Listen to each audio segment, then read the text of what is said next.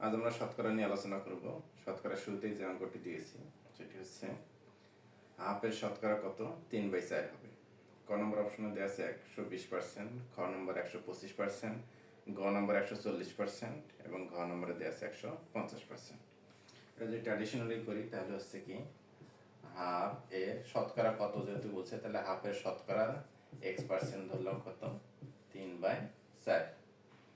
তাহলে এর মানে তো গুণন, তাহলে একবারে বলি x% তাহলে সমান কত হবে 3/4, এর হাফ ওদিকে উল্টে গিয়ে কি হবে 2, উপরে 2 নিচে 1 আর কি। তাহলে হলো কত 2।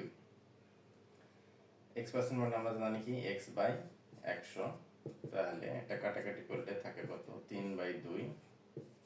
তাহলে x সমান কত হবে 3/2 গুণন 100 সমান 2 দিয়ে 50 সমান হচ্ছে কত 150। তাহলে x সমান কত হচ্ছে 150%। তাহলে সঠিক অ্যান্সার ঘ।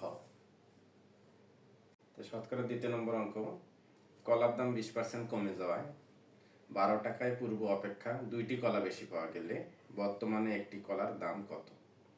তাহলে আমরা এখানে দেখতে পাচ্ছি কলার দাম কি হয়েছে 20% কমে গেছে, মানে 100 টাকায় 20% কমে গেছে, 100 টাকায় 20 টাকা কমে গেছে। তাহলে এখানে আমরা বলতে পারি তাহলে 12 টাকায় কত টাকা কমলো? 12 টাকায় যে কয় টাকা কমছে তার বিনিময়ে আমরা কি পাইছি 2টি কলা পাইছি। তাহলে 12 টাকায় যে টাকাটা কমেছে সেই কয় টাকায় আমাদের কয়টি কলা পাওয়া যাবে 2টি কলা পাওয়া যাবে। অঙ্কের ভাষাটা কঠিন হলেও অঙ্কটা খুব সহজেই সলিউশন করা যাবে। তাহলে আমরা দেখি যেহেতু 12 টাকায় কয় পার্সেন্ট কমছে 20%, তাহলে 12 এর 20% কমেছে। 12 এর 20% মানে হচ্ছে কি 12 গুণন 20/100, তাহলে 5/20=100 সমান হচ্ছে 12/5। তাহলে 12 টাকায় কমছে কত 12/5 টাকা। আর এর বিনিময়ে আমরা কয়টি কলা বেশি পাইছি 2টি কলা বেশি পাইছি। তাহলে 12/5 টাকা, তাহলে 2টি কলার দাম আমাদের কত হবে 2টি কলার দাম সমান 12/5 টাকা। আমাদের চাইছে একটি কলার দাম, তাহলে বর্তমানে একটি কলার দাম হবে কত 12/5। তাহলে একটি যেতে হবে দাম কম হবে 10, তাহলে 12/10। তাহলে এখানে আমাদের ইয়ে করলে আসবে কত 1.2। তাহলে সঠিক অ্যান্সার হচ্ছে ক 1.2 টাকা। 3 নম্বরে আছে রফিককে একে তার মোট টাকার 30% দিয়ে দেখে যে তার নিকট আরো 350 টাকা আছে, সে কে একে কত টাকা দিল? তাহলে কি হলো রফিক তার বান্ধবী কি করলো কে একে তার কাছে যে টাকাটা ছিল সেই টাকা 30% দিল। দেওয়ার পরে রফিকের কাছে আরো কত টাকা আছে 350 টাকা আছে।